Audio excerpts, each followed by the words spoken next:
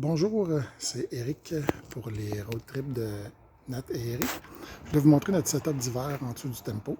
Donc, j'ai rallongé un peu le tempo pour qu'on puisse rentrer nos deux véhicules à l'intérieur. Alors, c'est pas sorcier, j'ai rallongé d'environ 4-5 pieds là, en faisant une petite modification interne avec la porte.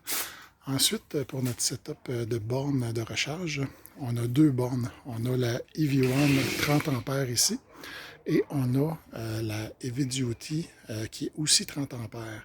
Vous devez vous demander comment est-ce qu'on fait parce qu'on a seulement qu'un fil qui s'en va à notre bâtisse sur le coin là-bas. Ben, c'est très simple, c'est que la boîte ici fait office de boîte de jonction, ni plus ni moins de Y, avec deux prises soudeuses ici. Ensuite de ça, j'ai demandé à Elmec de bloquer, de limiter cette borne-ci à 12 ampères.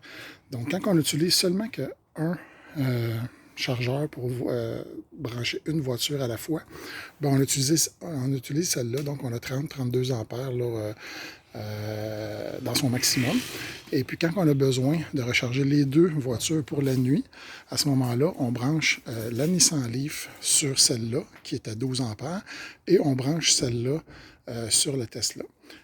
Et pour pas que ça excède le 30 ampères, ben la Tesla est limitée à 18 ampères. Donc, le total des deux bornes donne 30 ampères. Donc, c'est ni plus ni moins comme si on aurait seulement qu'une seule borne de brancher. Donc, c'est sécuritaire et ça nous permet d'avoir la préchauffe des deux véhicules en même temps. Ça ici, on va le serrer bientôt. Ça se trouve être notre petit dos d'âne quand la voiture elle est dans la rue, comme ça ici.